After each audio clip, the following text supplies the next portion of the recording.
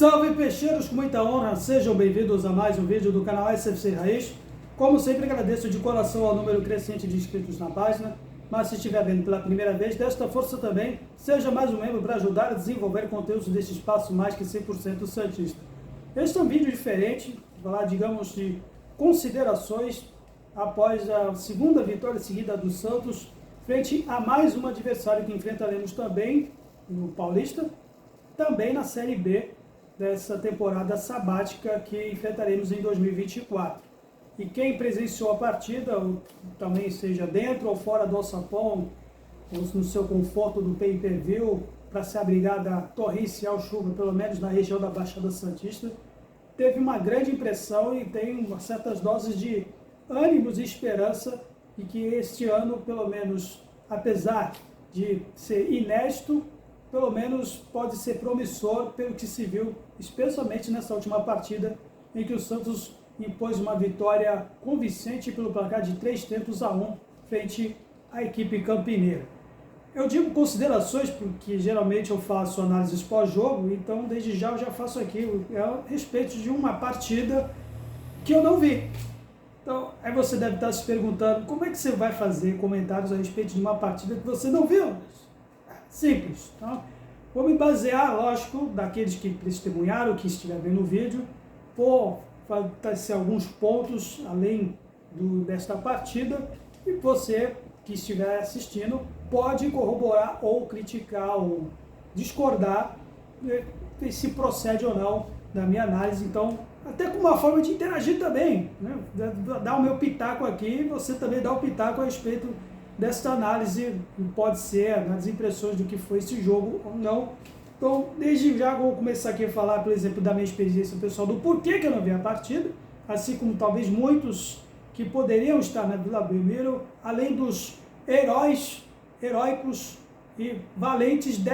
cerca de 10 mil torcedores que enfrentaram esse dilúvio de 2 dias seguidos na cidade de Santos, especialmente ou aqueles que, por exemplo, aproveitaram o feriado da cidade de São Paulo e desceram a serra e não tiveram, pelo menos, o infortúnio de passar por cerca de 2 horas de congestionamento para acessar a entrada da cidade de Santos, vieram um pouco mais cedo e não tiveram que enfrentar esse perrengue como eu, pessoalmente, enfrentei e como alguns outros torcedores santistas que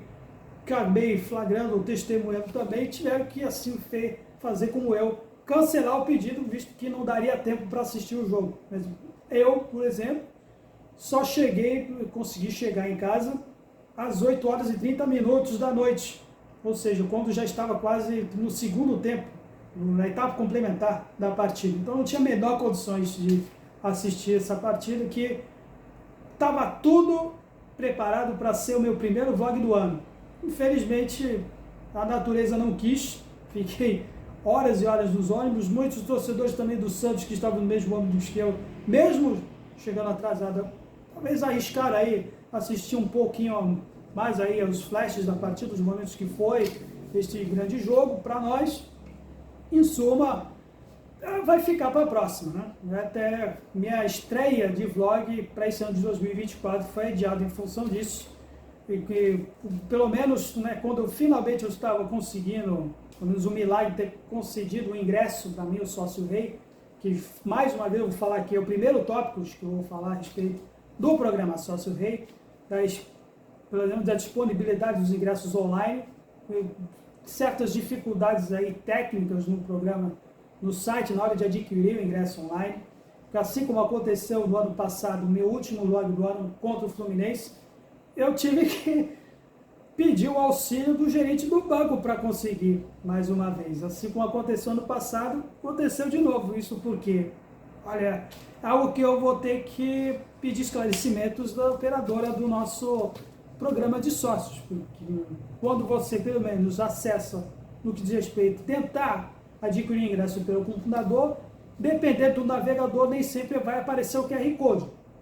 Um navegador pode aparecer um pouco mais rápido, outro navegador, por exemplo, não pode aparecer ou sempre dá mensagem de erro. E essas dificuldades técnicas que precisam ser esclarecidas, ou seja, a responsabilidade do programa de sócios ou talvez da operadora bancária, em particular do sócio. Em suma, ainda temos problemas no que tange ao sócio químico. Enfim, seguimos bola para frente, espera-se que isso seja resolvido o mais rápido possível. Outro tópico, consideração que eu gostaria de falar aqui a respeito do gramado, que muitos, para quem viu a partida, e talvez foi a principal razão pela qual, apesar do dilúvio que teve na Baixada, a partida não foi cancelada. A drenagem da Vila Belmiro, para quem, por exemplo, este que vos falo, que começou a acompanhar o Santos, numa Vila Belmiro que era conhecida como um verdadeiro campo de barro, e ver 30 anos depois que, apesar da Vila Belmiro ser pequena, ser obsoleta, mas sem sombra de dúvida, uma coisa não se pode falar a respeito do nosso estádio. É o melhor gramado do Brasil, sem sombra de dúvida, para aguentar esse dilúvio, essa tempestade de 2 dias seguidos que houve aqui na região. Não é para qualquer um, não é para qualquer clube, até inclusive certos clubes endinheirados por aí, que se fosse em certos estádios aí, tidos como até, por exemplo, na capitais de estado, por exemplo, já teria uma verdadeira piscina, um piscinão. Inclusive quem é santista que mora fora da Baixada, especialmente de São Paulo, deve saber muito bem daqueles que eu estou falando. Então, não se pode falar a respeito do gramado da Vila Belmiro, que resistiu bravamente a realmente esse fenômeno que presenciamos aqui na natureza, que passou pela cidade de Santos. Enfim, vou falar um pouquinho do jogo agora, do jogo que eu não vi, das impressões que me vi, você pode concordar ou não, que pelo que o próprio Carille depois vive na coletiva de imprensa, o Santos procurou ter um ritmo mais intenso no início da partida, justamente para fazer,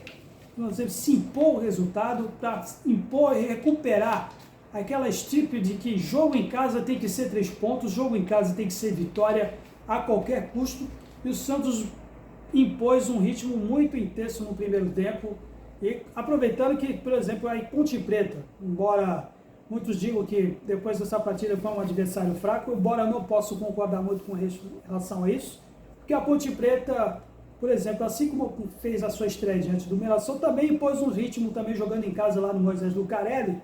depois concedeu o empate, mas também tem certos defeitos no que diz respeito aos seus laterais. Então, o Guilherme e o Pedrinho fizeram a festa, especialmente na etapa inicial, e na qual, especialmente nos pés do Pedrinho, fizemos aí alguns números aí em termos de finalizações. Pelas estatísticas que eu pude constar aqui, o Santos teve 15 chutes ao gol,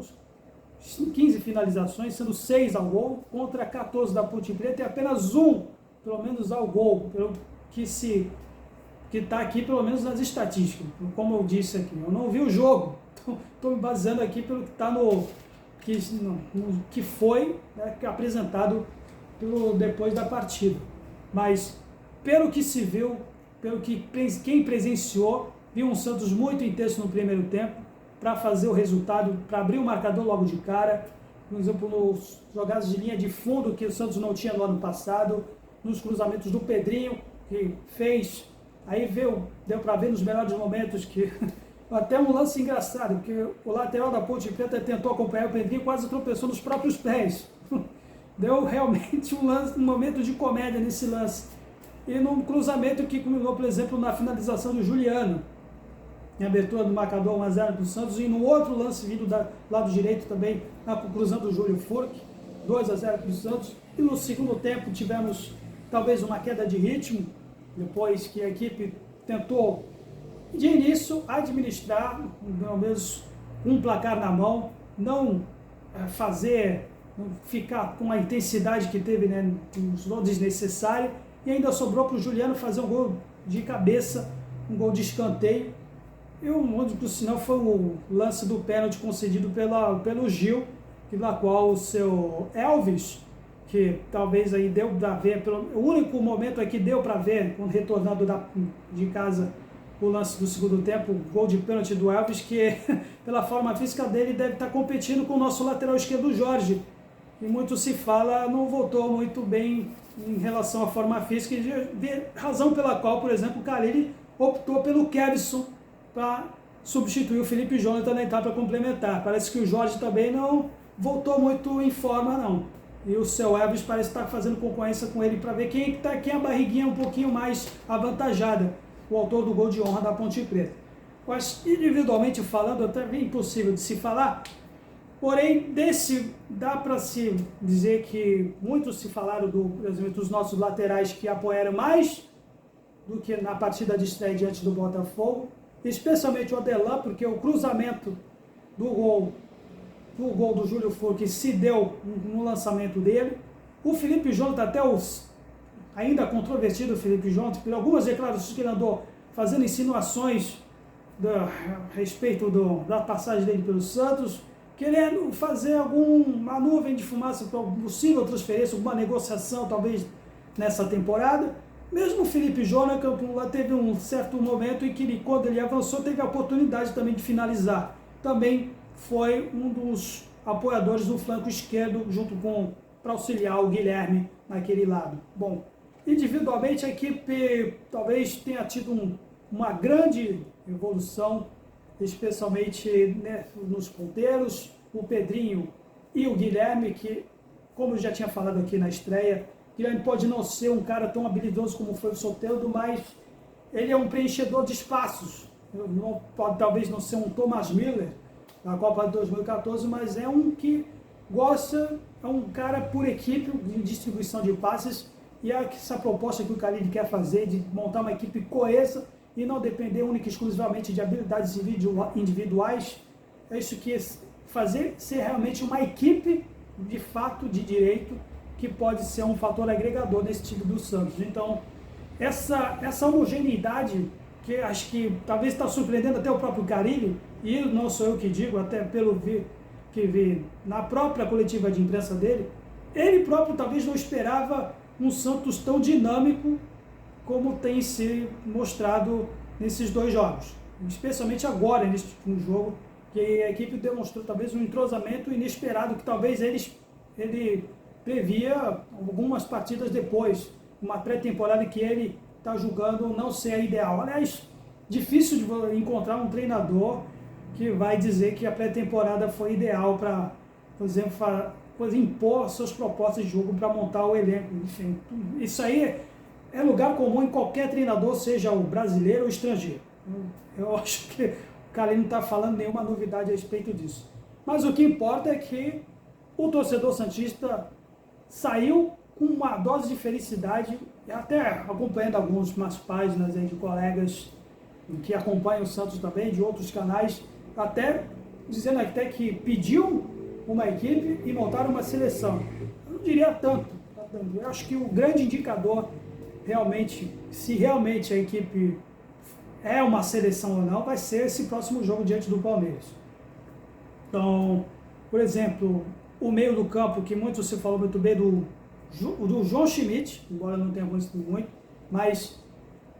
finalmente parece que temos um primeiro volante que entra com proposta de jogo ofensivamente, dando passes de profundidade para lances, por exemplo, como que ele teve num lance que ele passou, deu o passe para o Pedrinho finalizar, para o próprio Diego Pintor, que embora discreto, dizem que ele foi muito discreto, mas é um cara que é muito fundamental nos desarmes, nessa cobertura do meio do campo, essa proposta do Santos sair sempre em velocidade pelas pontas. Ele é o fator que bloqueia a equipe adversária para fazer a nossa animação de jogadas.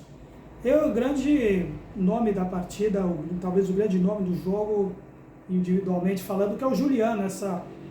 passagem aí desses dois jogos dele, que vem se destacando pelos gols, se mostrando aí um grande, por exemplo, um atacante, de fato, até mais, por exemplo, do que o Júlio Furque.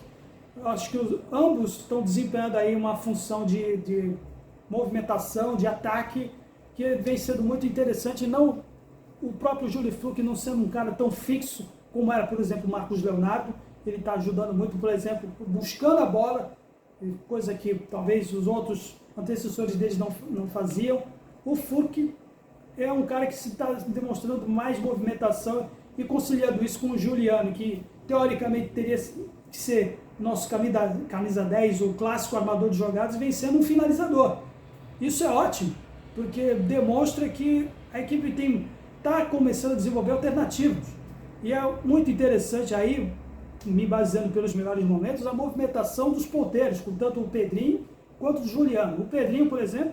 se apresentando no meio, por exemplo, o próprio Juliano descendo, coisas que jamais se imaginaria nessa equipe de 2023, com aquela coisa que eu falei no jogo do Botafogo. Os ponteiros se movimentando para atrair o marcador adversário e sair daquela zona de conforto de uma posição fixa de jogadores que no ano passado ficavam guardando posições. O mesmo talvez possa dizer também do substituto do Pedrinho na partida vencedor do clássico, substituto de ofício, que é o Otero, o autor do gol da vitória da partida anterior, que fez a mesma função que o Pedrinho fez. Então, é interessante, realmente, pelo que os torcedores viram, pelo que presenciaram, realmente é algo positivo e promissor, e espera-se que a gente mantenha esse crescente, né, essa equipe se desenvolver. Como disse, o parâmetro realmente vai ser essa partida agora diante do badaladíssimo Palmeiras, campeão paulista, atual campeão paulista, campeão brasileiro. Então, umas coisas que eu posso falar aqui também dos substitutos, o Carille talvez repetiu as substituições, por exemplo, o Thomas Rincon entrou novamente no lugar do João Schmidt e coincidiu justamente num momento em que o Santos realmente tirou um pouco do pé e que culminou aí no gol de pênalti, da qual o Gil, né, talvez ainda deve estar se esquecendo que ele não está mais no seu antigo time, que em situações como essa não seria o pênalti. Contra o Santos, Gil pode se acostumar que certamente o VAR vai chamar e que certamente será pênalti, então ele deve ter um pouquinho mais de cuidado, de ficar um pouquinho mais esperto na hora de tirar o braço. Então o Joaquim também, fazendo dupla de zaga com ele, vem se tornando, por exemplo, por enquanto nesses dois últimos jogos, um fator bem de solidez defensiva, que espera-se que continue também. E, em suma, vamos ver essa partida diante do todo-poderoso Sociedade Esportiva Crefisa da Tia Leila, que é algum pitaco que eu vou falar aqui, e talvez a nossa diretoria possa observar que não é nada, já é o 4º ano consecutivo que jogaremos como visitante contra o Palmeiras. Não é muito esquisito isso, não?